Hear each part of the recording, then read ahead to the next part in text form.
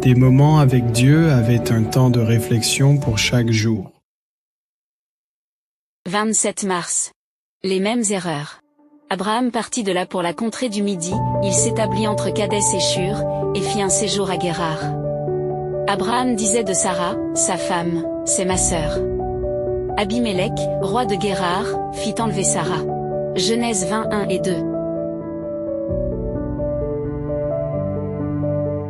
Avec le temps, les impressions d'une erreur commise s'estompent.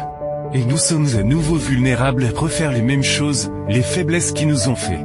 Trébuche votre foi a tendance à reprendre le dessus pour nous faire retomber dans le même piège. Il est donc très important d'être vigilant à tout moment pour ne pas retomber. Une vingtaine d'années s'étaient écoulées depuis qu'Abraham était en Égypte. Et craignant que la beauté de sa femme ne cause sa mort, il cachait la véritable relation qu'il entretenait avec elle et dit qu'elle était sa sœur. Cette erreur exposait sa femme au risque d'être prise pour femme du pharaon.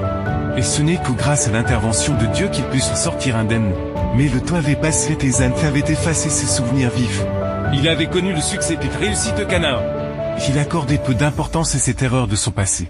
Jusqu'au jour où il dut quitter Mamantou se trouvait 7 ans, et s'installer temporairement dans le pays des Philistins de Guérar, là. Il commit à nouveau l'erreur qu'il avait commise en Égypte et dit que Sarah était sa sœur. Le roi Abimélec le fit alors conduire et son père car Sarah était âgée de 90 ans. Était encore belle le d'une faute quand Dieu empêcha le roi de le toucher.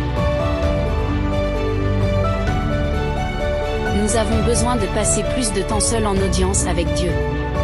Nous devons surveiller nos propres pensées. Nous vivons sans aucun doute parmi les dangers des derniers jours. Nous devons marcher devant Dieu avec douceur, dans une profonde humilité, car seuls ceux qui agissent ainsi seront exaltés.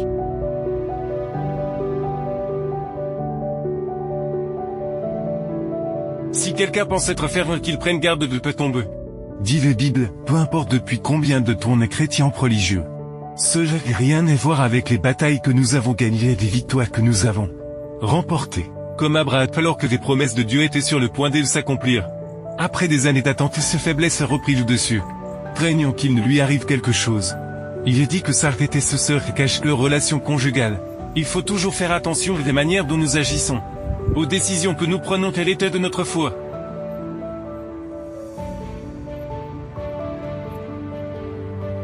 La foi n'élimine pas totalement les faiblesses humaines.